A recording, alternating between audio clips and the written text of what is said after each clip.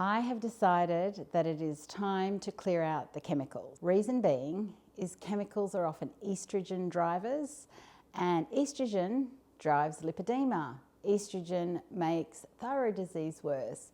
If you've got any of those other issues like endometriosis, PCOS, fibroids, that kind of thing, estrogen. And I've discovered recently that I seem to have accumulated a lot of commercial products again, which I had gotten rid of over the years. In fact, one of my first books, Thyroid Habits, was all about getting rid of it, right? So I have decided I'm about to go have a shower. So afterwards, I'm going to be bringing out all my chemicals and show you what I have accumulated.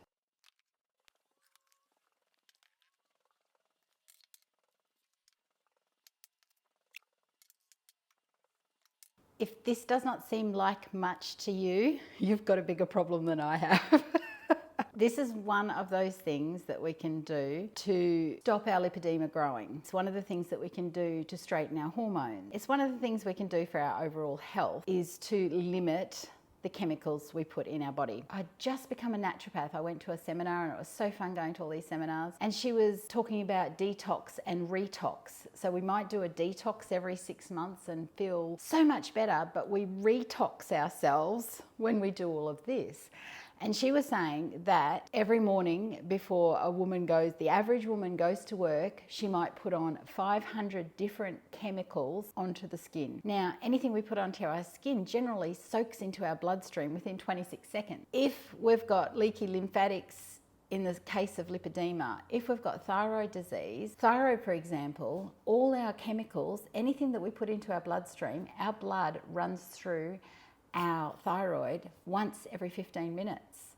So all of this is soaking our thyroid. All of this is going through our lymphatics, blocking our lymphatic system, making lipedema worse. So there's so many reasons to not do this. However, it's really hard. So after my weight loss surgery, I didn't really lose a lot of hair, like a little bit, but not a huge amount. After my skin surgery though, I lost heaps of hair, which I was a bit surprised by. But anyway, our bodies behave differently for different things, right? So of course, all of this stuff started coming back in because how can I, make my hair grow, hair growth serum? How can I make it shinier, smoothing cream? Oh, how can I, make it healthier, hair mask? All the things, and because I've let my hair go grey, we need purple shampoo. And I can imagine, and even though this is a natural product, there's some natural products here, it's still got purple in it, although I'm sure it must be it's from acai fruit. But here's the thing, when I stopped dyeing my hair, which was just prior to my weight loss surgery, because I thought I need to give myself the best fighting chance, I discovered straight away, as soon as I stopped dyeing it, that I got massive regrowth, all in these little curly bits. And I had been using an organic hair dye for 5 years. So it doesn't matter what kind of dye you're using, no matter how organic it seems, it can have an effect on your hair growth, and it can have an effect, therefore, on your estrogen levels, on your hormone levels, on your lipedema issues. I decided once I started discovering that, you know what? What if all of these things are contributing to my hair loss because of the chemical load? What if all these things, in my effort to make my hair look nicer, is making my lipedema worse, is making my thyroid unstable? So it's risk versus benefit, right? Same with the nails. The nails are going. I'm getting one last lot of Christmas nails, and the chemical load from the nails, Christmas nails, next year back to nothing. So risk versus benefit, all of these things. I'm on a mission to not let my lipedema get out of control again, to continue to balance my thyroid hormones. I would love, and I don't know if it's possible. I've never known if it's possible, but I always have this belief that I can reverse my need for thyroid medication. After 30-something years, that's that's a tough ask because my thyroid got lazy. That's why they say you're on thyroid medication for life, because your thyroid gets lazy and it kicks up on the couch and goes, oh, I don't have to produce hormone because this little tablet's doing it for me. So that's why you end up with it on it for life. So if you're new in your thyroid journey, for example, I would absolutely try and mitigate the need for it before it becomes too late. I have reduced my medication several times now, so whether or not I can get there, who knows? But this ain't gonna help my thyroid. This ain't gonna help my lipedema. If you don't have issues and you're watching this with somebody else, then yeah, probably you don't have a problem or a need to cull your chemical. But for me, I do. A lot of these products are the cleanest, maybe not so much the shampoos, but you know, some of these products are fairly clean, but still for me, I need to be super clean so that I don't have issues moving forward. Because don't forget, you're born with lipedema. Again, I am never of the belief that you can't reverse it, you can't make it better. The fact that there's so many different variances of lipedema. I've got a friend who said to me, I think I've got lipedema, and because I always saw her with the most beautiful figure, I was like, how can you think you have lipedema? But now I'm like, oh, I was coloured by the fact that I was so much bigger than her, and that how can you have lipedema? You haven't got big bulgy hips and that sort of thing. But she does. It's really evident, like with the knobbles under the skin and that kind of thing. So lipedema comes in so many shapes and sizes, and that would depend on your hormone levels and what's driving it. She has always had really, really low estrogen. And I would say, as just a rough guess, that the reason her lipedema is not ever gotten out of control is that she hasn't got estrogen driving it, and her hormones are fairly stable. So even though she's born with it and it's always there, she's not gotten out of control because of the low estrogen. So what am I gonna do? Okay, so the shampoos. Oh, and I had my hair cut 2 weeks ago, and it is now all my hair. So the last of the blonde foils I had put in to get through the hair growth, gone. So this is all me now, which is great. So I'm back to square one. All of this has to go. So what do? As I said on my live on Sunday morning, baby steps. So you got to kind of go to the first step. What's the first step? The first step is getting rid of the stuff that is clearly lots of chemicals, right? So the stuff that it smells really lovely and it does all the things. So, you know, things that slick the little flyaway hairs back, and things that repair the hair. With so many chemicals in it, I just wonder how it actually repairs the hair. I don't know. I'm sure it does, because there's lots of people out there that have beautiful hair and use all these products. But for me, I'm more concerned about my lipedema and my thyroid than I am about super shiny hair, although that's still a trigger for me.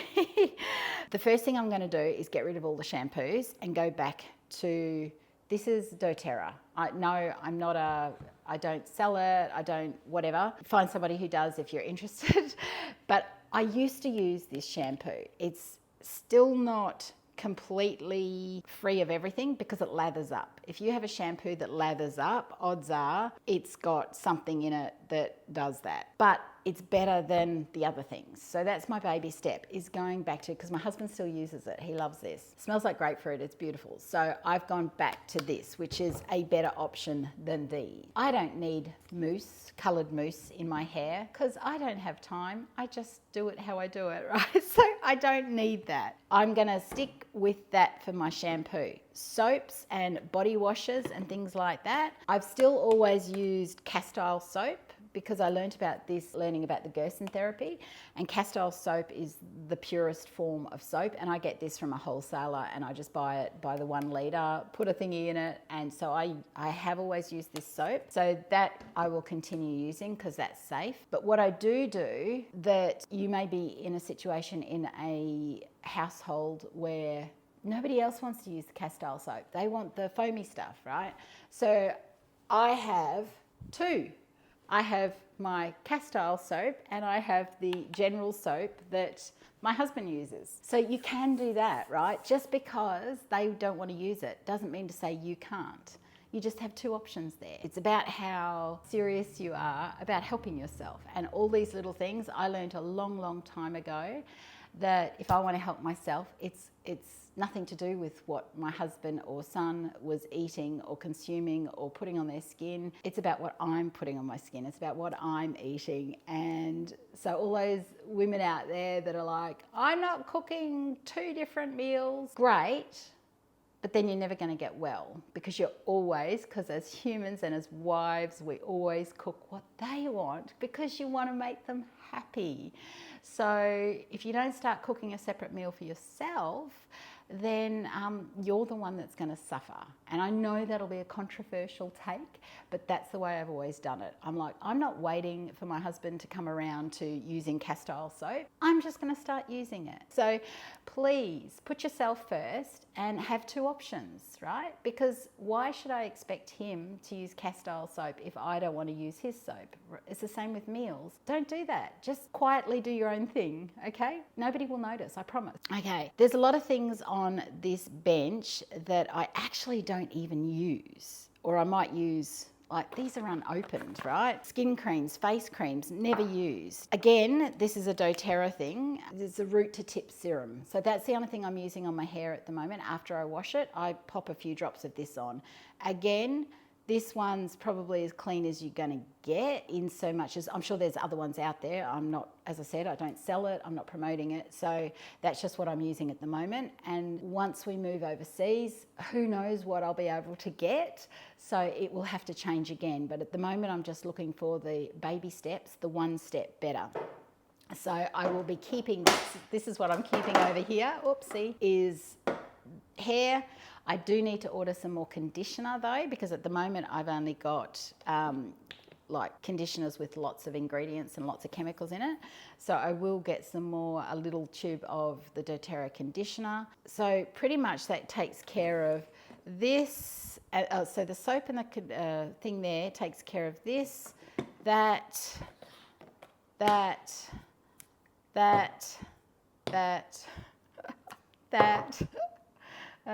what else does it take care of? Again, this is natural hairspray and I use it to get the flyaways. I probably will continue to use that. Actually, I'll put that in that pile because that is better than the chemical smoothers, right? So that's the better option. This is the same natural company that I was using to dye my hair. This is dry shampoo. I don't really use it, to be honest, because now that my hair's short, I wash my hair very quickly and it doesn't take any time at all. So I don't feel like I need to dry shampoo it to keep going, but you might. So creams, castor oil, organic, cold pressed, 100% castor oil. This is amazing and actually does not leave sticky residue. And so if I feel like my face needs something now, or if I need moisturizing on my legs, castor oil. And castor oil is amazing for the lymphatics. It gets the lymphatic moving and it is healthy for the lymphatics. So rubbing this on your body every day instead of some of these other things, way better.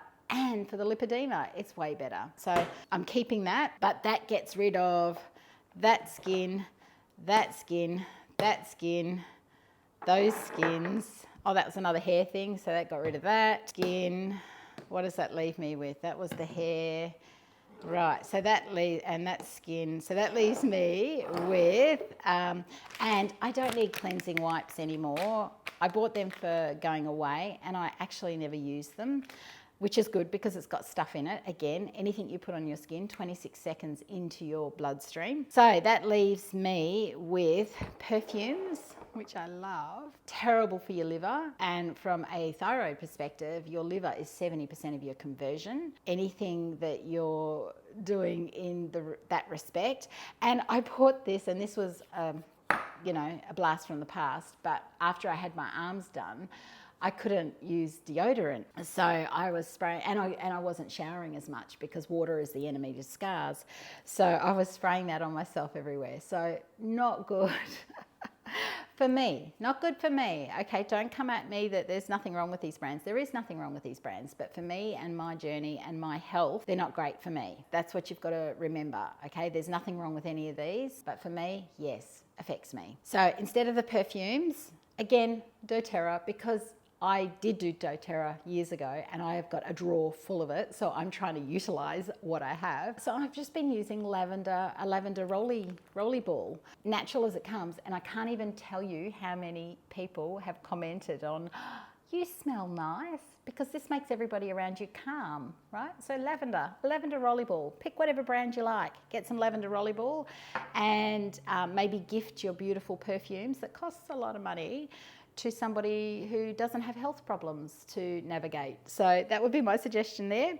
Okay, face cleanser. And this is one that is for sensitive skins and all the things, but it still has heaps of chemicals in it. So I'm back to using castile soap for my face as well as my body. Scrubs, I used to make a scrub from the same company that I get the castile soap from. Because we're sort of shutting down to leave, I'm like, well, I can't carry raw ingredients around to make our own scrub, so I've been buying it. So I am gonna have to come up with a recipe for a scrub. So perhaps using coffee grounds or perhaps using sugar, salt, that kind of thing. So if you've got a recipe, please share it with me because that's something that has to go by the wayside. And my husband uses that as well. So it's got to be a really grainy, gritty recipe if you've got one, because he uses it before he shaves. So we've always had some sort of scrub. That's got to go. Dry mouthwash. I had this after weight loss surgery and I needed it after weight loss surgery. I don't know what happens, but it was suggested in one of the groups and it did work. But it's sort of half full and I don't need it, I don't use it. So I don't need a replacement for that. So that's all good. My deodorant. Now, we live in a very, very hot place and we're moving to a very, very hot place. So far, I am yet to find a natural version that works as well as this does. I have been suggested on the live to try No Pong. I went to Woolies here in Australia, they didn't have any. So I'm gonna find that and give that a shot. I'm always trying. I've thrown away many natural deodorants, but I'm not one to just go natural and go, that's okay. I can smell, sorry, that's not me. If that's you, more power to you. I just can't do it, right? So that one is still in my yes list until I find a good replacement. And that's what I do with everything. Until I find a good replacement, it stays in my yes pile. When I find a good replacement, then it'll get moved on. The only other thing is this little baggie here. And this is my makeup. And I don't wear a lot of makeup.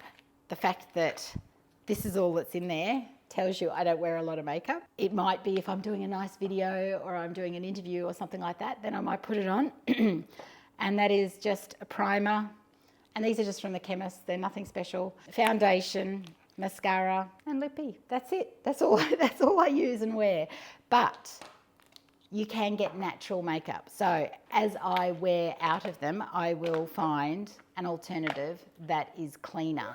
So for the moment, that stays in that pile. But as for all of this, I guess they're either to give away, although some of them look really manky, so I'm not sure. Maybe they're for the bin, because maybe I shouldn't be passing on chemicals to other people. I don't know. I guess for now, this is what I'm doing.